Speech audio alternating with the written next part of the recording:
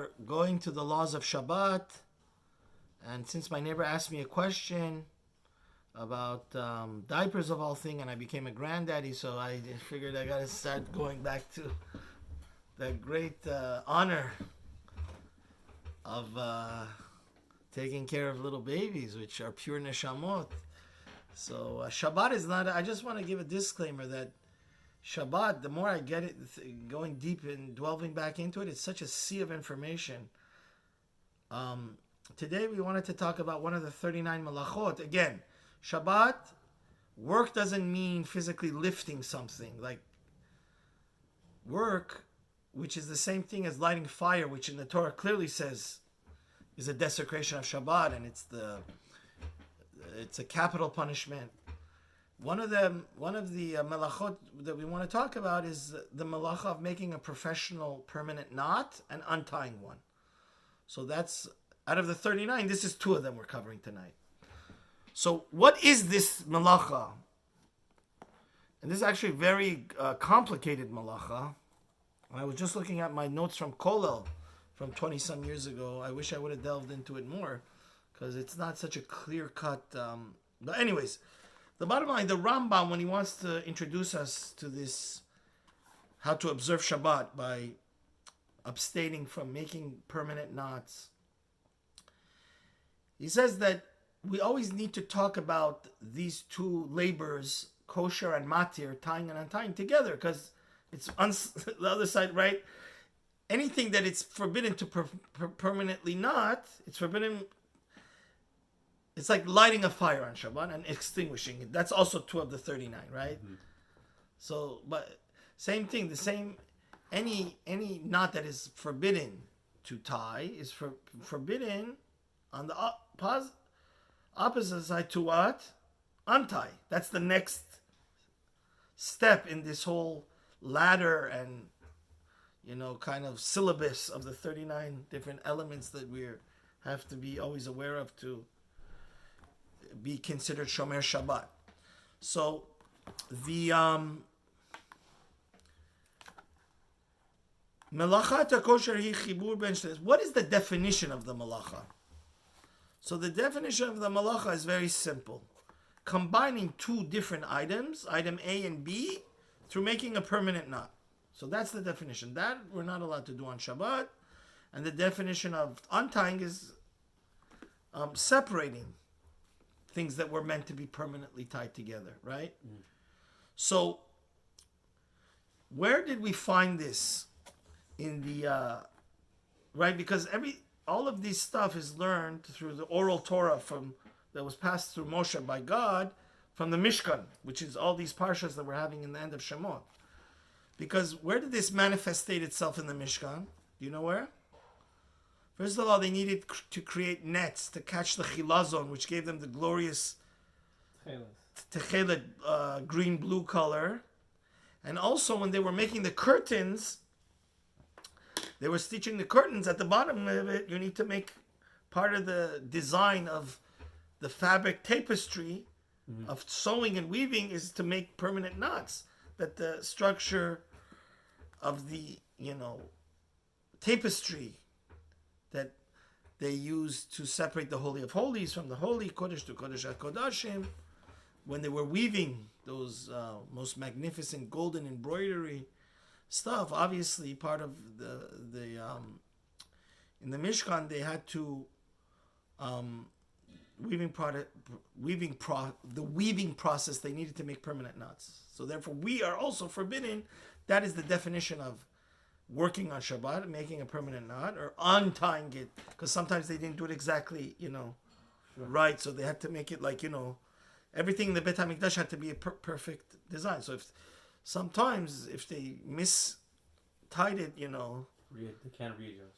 No, in the Beit HaMikdash, not on Shabbat. They didn't work on Shabbat. They needed to readjust it, so they would untie it. Mm-hmm. So that's considered work. You understand? So that's why we are forbidden to untie a professional knot, because a lot of work goes into that. You got what I'm saying? I'm just trying to give you the source of the Torah. Mm-hmm. Now, the Rambam brings a very interesting thing, because Shabbat is like a father and son. Shabbat all has Av Melacha, And then it has the subcategories, which, like for example, squeezing is, we're not allowed to squeeze any juice on Shabbat. So that comes under the Malacha of Dash, which means there's the main 39, but not only are those 39 Asr, subcategories which are similar but are not exactly the same also become Toldot, right? So the Rambam says that subcategories of the Malacha of KOSHIR is if you construct a rope. Because how do you construct a rope? You take small threads and you keep on, these are the thick ropes that the sailors use, right? To anchor their boats to the dock, right? Mm-hmm. So if you go ahead and construct a rope from scratch, from all the threads, that is also a subcategory of what? The Malacha of KOSHIR. And if by accident you for whatever reason you want to reconstruct one and you want to deassemble all the threads of one of these thick ropes, that would be the Malacha of what? MATIR, untying, right? So it's just good to know that they go in hand. It's like a glove in a hand. They're two different sides of the coin. It's forbidden to make a knot, permanent knot, and it's forbidden to untie a permanent knot, which we're going to see later. This comes some people, I used to have an anxiety attack when I first became from, and I didn't know the halachas. I used to tie my shoes on Shabbos. By mistake, two knots came on top of each other. Ashkenazim are a little bit more machmir, and I didn't know. Now I've been studied for thousands of hours, probably throughout my life, the laws of Shabbat. But at that time, so anyways, so now let's get. So it's forbidden also. The Rambam says to unravel a professional rope. That's a subcategory of untying, right? To unravel. Just so we should get a basic idea. Now, according to the Rambam, the Shulchan Aruch, and the Rif, the Alfasi, which is the basis of all. I just want to tell you a fascinating fact of history, that the first person to come and take out all the non-essential arguments of the Talmud, the Rif, and make it more just the halachic stuff that we actually have to follow, was the Alfasi. He took a lot of the arguments that weren't just theoretical out of the Talmud. And in the time of the Ran, they didn't used to learn Shas. They used to learn Alfasi only. That's why the Ran, Rabbeinu Nisim, which was the greatest of the Rishonim, he came after the time of the Rashba, one of the greatest Spaniard Rishonim, he was also a great doctor like the Rambam, and he was a Rosh Hashiva, and he was an amazingly functional and capable figures we had in the Sephardic Jewry. But they decided that they wanted to focus more on halachic literature, so they, instead of learning Gemara, they would just learn the Rif. That's why you see the Ran's main pirush is on what? The Alfasi. So the Alfasi, the Rambam, and the and the Shulchan Aruch all hold. No, the Rosh and Rashi hold it different. They hold, what is the Torah definition of a knot that is considered labor? Malacha on Shabbos, which is a capital punishment. So they say there's two criterion. First of all, it has to be a permanent knot. Condition number two, it has to be a professional knot. So once you make a professional, and I want to give you a perfect example of this, the knots of Sisit. Yes.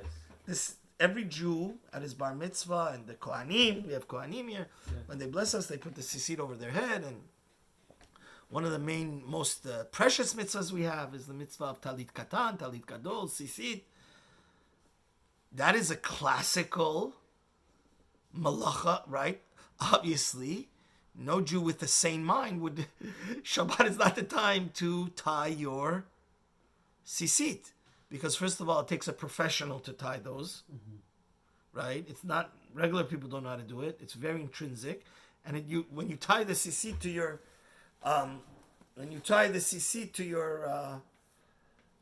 Talit Gadol or Talit Katan, it's there for be forever. So that's something that's considered what? Work on Shabbat. Now, according to these Rishonim, and what we hold as Sephardim, the halacha, any time the tie you're making isn't professional, it's the Rabbanan. Which means If you have both conditions, you did something that you need to do major tshuva on because you desecrated Shabbat, right? But as long as it's a permanent knot, even though it isn't a professional knot, but it's a professional knot, even though it's it's professional but not permanent. You still have desecrated Shabbat rabbinically because Chachamim want to keep you away from the danger zone, right? So you need to do right now. Unfortunately, when I was preparing this year, it took me a long time because because the Rashi, the Rosh, and the Ramah, the Ashkenazim, they have a different definition of what they hold like this, and I want to read it verbatim just so I want to be very clear. My number one goal in my shirim is that I don't want anybody to misunderstand. And she'en hadavar talui b'surat hakesher. They don't require the condition like the Rambam and the Sephardic halacha does. They're not concerned that it be a professional, right? That's not part of their criterion. They only care that it is a permanent or not. So according to them, according to the Ashkenazim, the Rashi, our holy master Rashi, and the Rosh, and the Ramah, which Paskins Azoy, they hold as long as it's a permanent knot, it's forbidden from Torah. What makes it rabbinic? Once you make a knot that you plan on opening, now that's another machlekes rishonim. What permanent is? Some say 3 days, some say a week, some say a day. It's like, but once wherever way you define it, Rav Ovadia goes with a week. Let's say a week. So they hold as long as you plan on opening this knot, less than a week. It's okay. It's only Rabbanan. Oh. So that's why I wasn't so familiar because I'm a Sephardi rabbi. I'm not. It's kind of.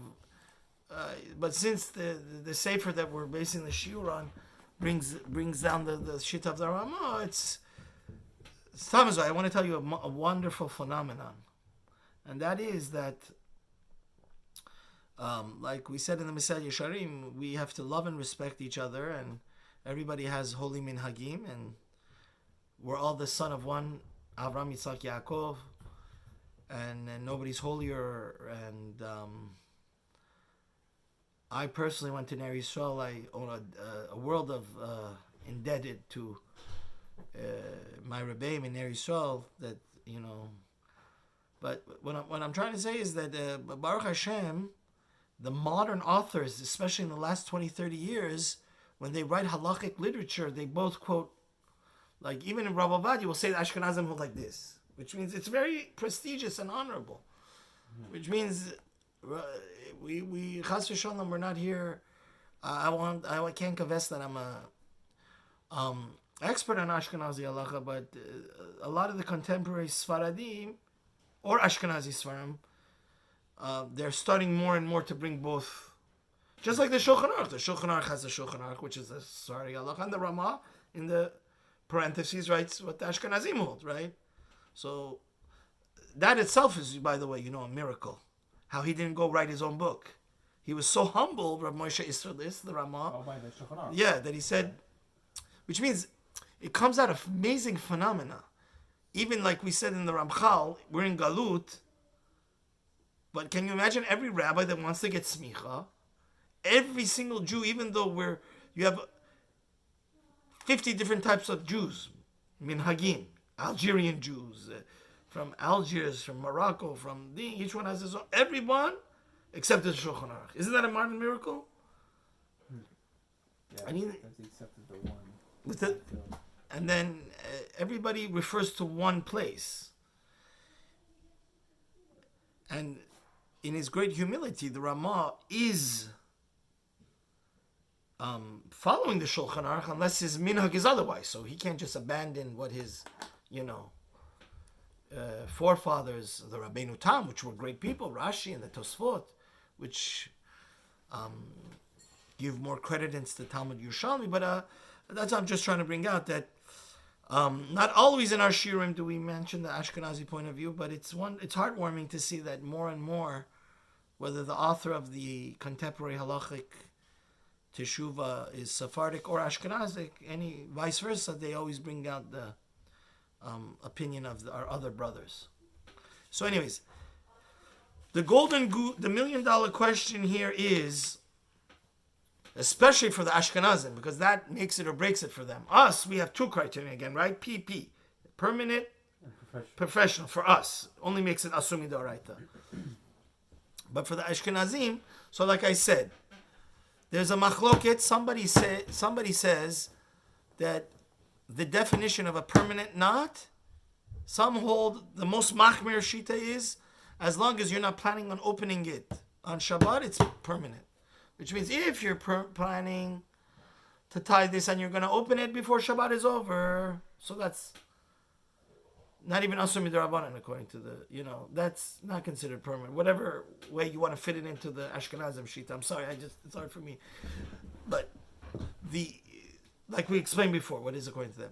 Some hold 3 days, some hold a week. Now it happens to be, since here I'm a Sephardic rabbi and we're all Sephardic here, and everybody is more than welcome to talk to their local Orthodox rabbi.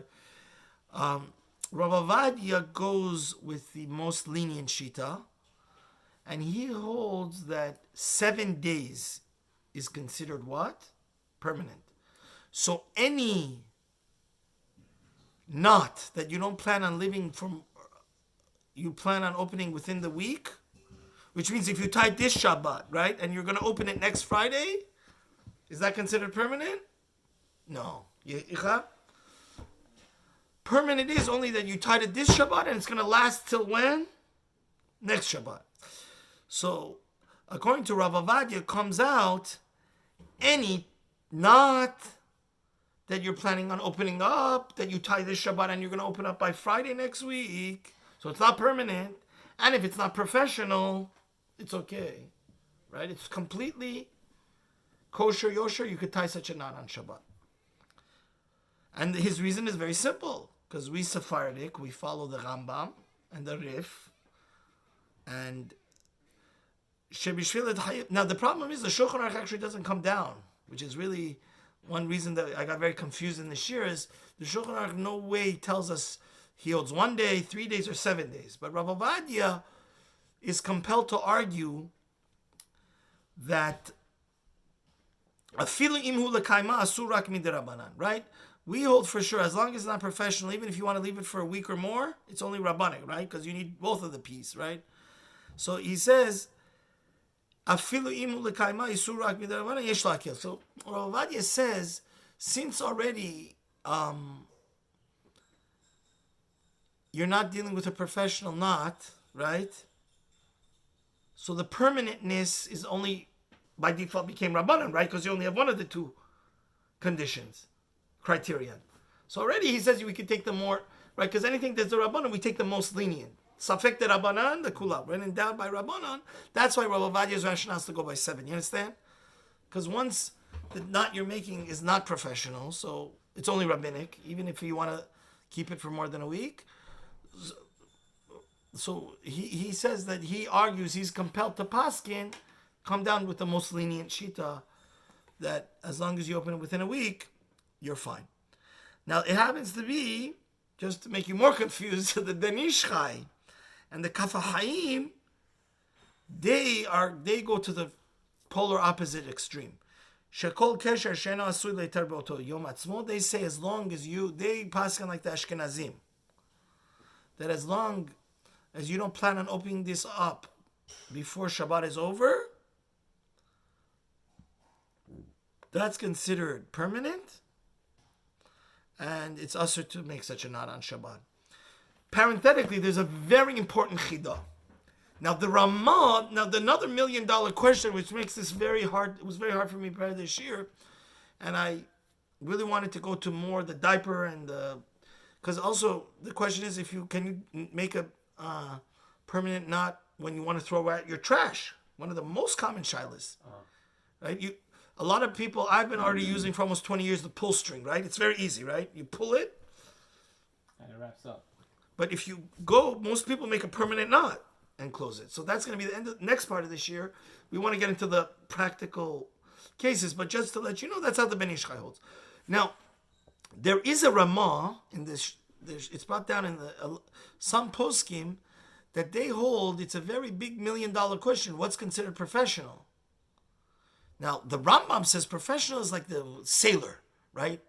Like to make such a knot that is such a professional knot that is going to hold your boat to the port and is such a strong knot, only that's midaraisa, according to the Rambam. Only tazeh, you have a second condition that it needs to be permanent. Because even if you make such a professional knot and you want to open it within a week or whatever, it's still not, right, considered malacha. So the Chidah brings down, and by the way, Chidah is the king of all Sephardic Achronim, which after the Shulchan Aruch, one also always have to know, the same way that we have a lawyer here. In law, we give a certain weight to a Supreme Court ruling and then a lower court ruling, right? Appellate court. On the totem pole of Sephardic Poskim is the Chidah. Maran Chidah, he wrote 70 books, and so much so that some communities even accept him as their Shulchan Aruch, which means there's Rabbi Yosef Karo, and they, just like we say Maran, our master, the Shulchan Aruch, they say Maran Chidah. He has an extraordinary high influence and reverence in his Sephardic way. So the Chidah writes in his Sefer, Hallmark Sefer Birkei Yosef, that he says the Sephardic custom is don't freak out. Like I used to when I first became Baal Tshuva and Frum. He says, you should know we have a Sephardic Kabbalah that even two knots that are on top of each other, because you should know, they used to read jalabiyas. They used to have like robe, huh? the robe, Yeah. Oh, okay. like Arabs, like that dress. So he said that you always need to have a belt to make sure that like. So he says, and I want to read for you the Maran Chidah verbatim. He says that in our land, in Israel, Hebron, Yerushalayim, our minhag is that even if you have two knots on top of each other, and you want to go rest on Shabbat afternoon or Shabbat night, it's okay to open it, right? Because again, I said, anything that's forbidden to open would be forbidden to make. So if it's okay to untie two double knots on top of each other, it's okay to even tie those in order to make sure your jalabiyah or your whatever, as long as you're going to open it within a week, according to Rav Ovadia, right? So I'm just trying to bring that out, that according to Sephardim, two double knots, even a knot on top of another knot, does not make it professional. Okay? Sheno shel kayama v'ushkar shev'edet land v'chashish la. Then Mishal Ella Miyutah, he says there's some Hasidim that are Mekel in my city, in the Holy Land. But the Rav Ovadia also writes that Minhag Pashut, it's a Sephardic custom, which is a well-known Sephardic custom, that we can open two knots that are on top of each other. Even though the Ashkenazim are worried, paranoid that perhaps that would already get into the part of professional, that's not what we hold. And as long as you want to open them within 7 days, it's mutar. If you want to be machmir and perhaps open it within the Shabbat itself, you should get blessed, Rav Ovadia says. But definitely, if there's for your prevent yourself in honor of Shabbat, there's sorech that you, for a woman, like certain women on their tichels, they need to make a double knot, or else they can't go to shul because the thing is their hair's going to show. Or like the guy's wearing a jalabiyah or a certain thing, his clothes is going to be he's going to have a wardrobe misfunction. Then Rav Ovadia says lechatchila you could be able to make a double knot. You understand? So this is very important because Ashkenazis say otherwise. It's important. So now let's get to all the contemporary shilas. The shilah that my neighbor asked me that compelled me to go down this road is a very interesting one, and that is, let's say. Actually, my sister-in-law asked me. The reason I wanted to give a shot on this specific item is I think 3 people asked me this question within the last month about laws of Shabbat. Which means, let's say you clean your baby's diaper. Now, in order to for sake of, I always tell my kids the smell makes me my neshama pagum. So you want to keep the, I used to always put a scarf around my nose when I used to change the diapers. All my kids make fun of me. They know that. The Ben Ish Chai says it's hazardous to your neshama to smell bad things. Really? Yeah. As also, it's not good to see bodies of people getting shot and dead and violent photography. Who said this again? Ben Ish Chai writes Oh, it. It's not good based on the Riza. It's not good for your neshama. It makes you like akhsar. Yeah, it makes you numb. So now we could say, if our wife tells us to change the diaper, we say our Rizal says we can't do it. No, of course not. This whole shir is to teach you how to do it in a kosher way. So, but anyways, no, seriously speaking, the question is very simply, after you finish doing the dirty diapers, can you, because when you tape it closed, it's permanent. You're taping, it's not tying. So no, a told of taping of it's remember like the Rambam says making a rope is like tying when you put all the threads together. So the this part of the shir is actually a author that I fell in love with. I used to sit next to him in shul. I've been in Israel 3 times in the last 6 months. Somebody points out the guy that sit next to shul is the one of the greatest Sephardic poskim of our time that knows the Mishnah Berurah back and forth, and he's so humble. I sat next to this author. And I thought he was just a random guy. That's like such an Israel experience. That's such an Israel experience. But he's just a genius. So much so that my son's Rosh Hashiva says that he may be the next chief rabbi. This guy that's so humble and like he doesn't, but he knows everything. He knows the Mishnah Berurah and the Sephardic all halacha like you know the ABCs. So it's just cute. That's why I wanted to designate this year and bring down his Torah, because I also heard that a lot of people in the shul are very excited to hear his shiurim. He's very clear and very, like Rav Ovadia, very, very broad perspective. But the bottom line that I want to get to here is that there's the question that comes up is, like the diaper, you just are allergic to the smell, right? You're sensitive to the smell. You want to close it. You don't really care that once you throw it in the garbage, you don't really care. It could get and open up once it's out of your vicinity and, bothering your... So is that allowed or not?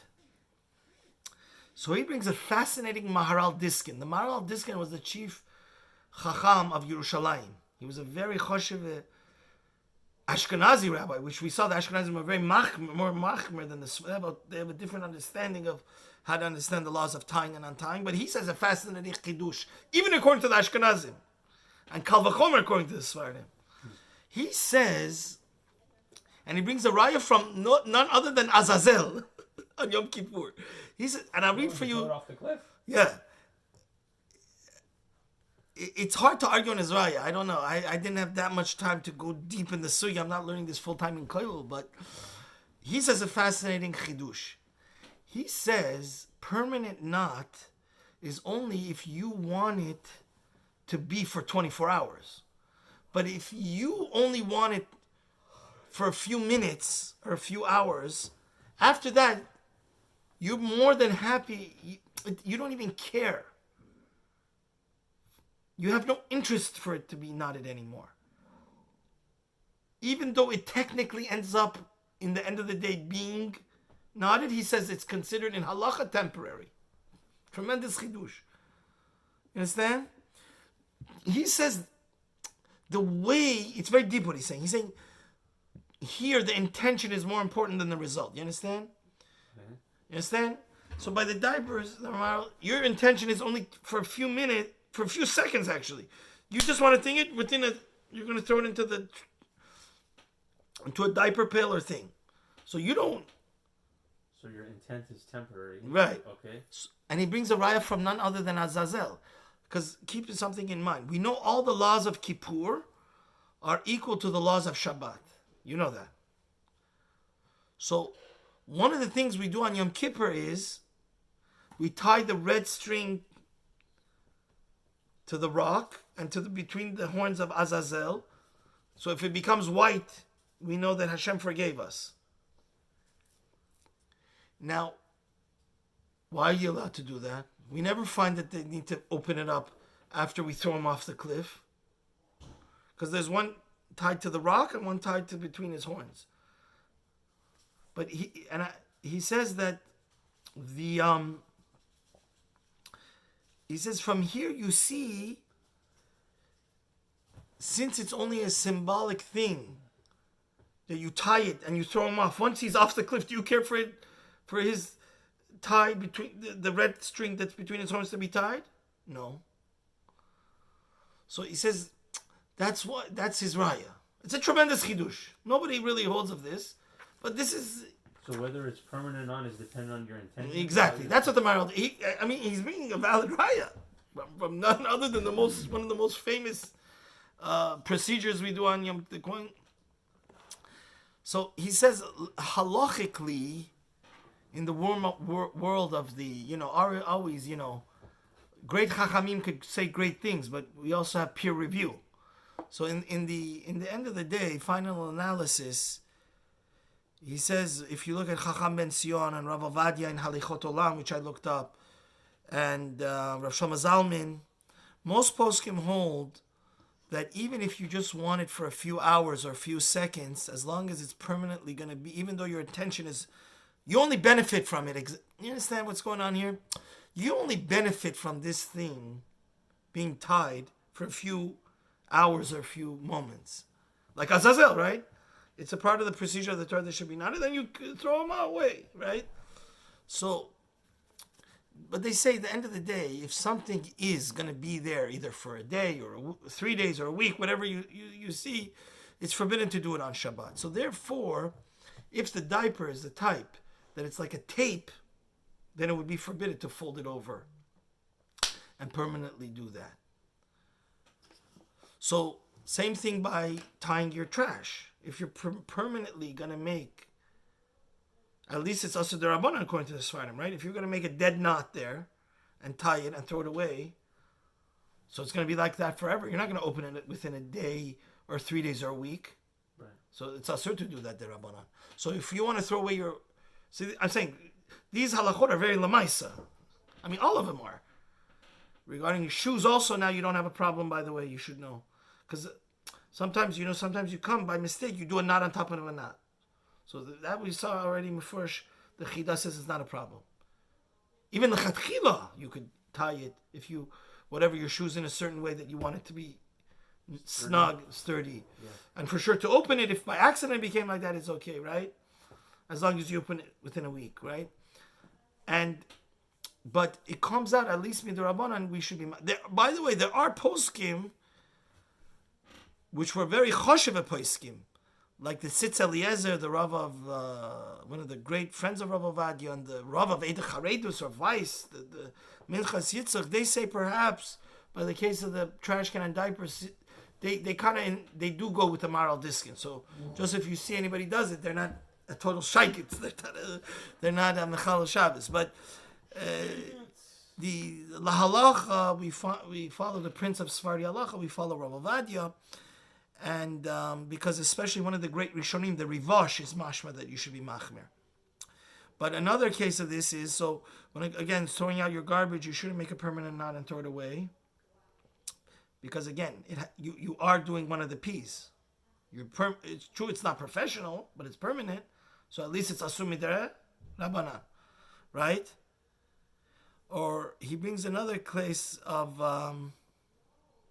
hadbekat ketzot plaster, or again anything that you're gonna want to fold up after the end of using, or he brings a case here. Unfortunately, also it has to do with some type of injection they would use. It's kind of like you're putting a injection, maybe a diabetic thing. I'm not sure. If anybody knows, you could comment or send me it to maorsm@gmail.com what it meant. But anyways, but he says a very important thing, and we'll end with this part of the shiur, and that is that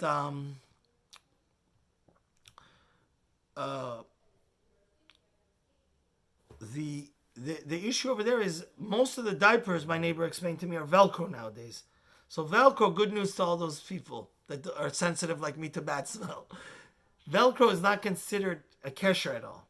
is considered like locking and opening the door. If you look under a microscope, what's happening there, are you allowed to unlock and lock a door? It's not considered that you made a KOSHIR because it's same thing under a microscope.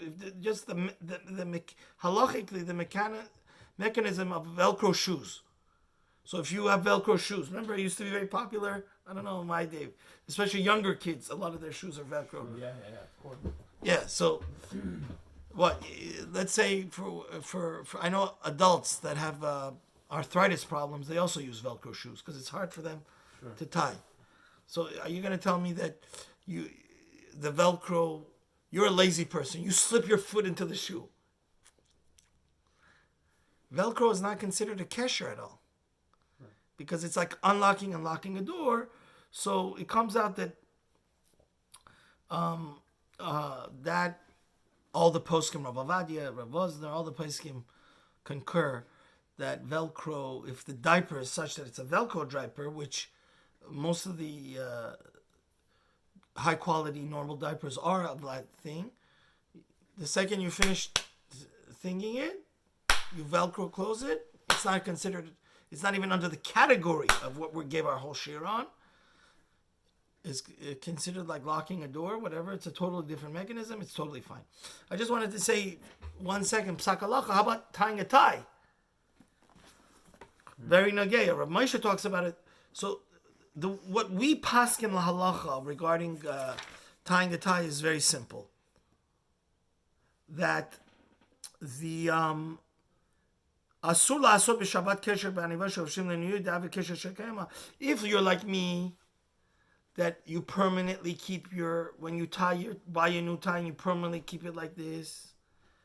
That no paskins, it's a problem because it's permanent. You're making a permanent knot.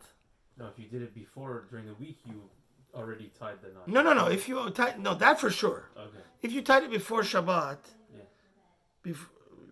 After you took a shower before Shabbat, you went and tied your knot. Yeah. You always have to loosen and unloosen it. That's perfectly fine. Okay. This is a case where Shabbat morning you got up.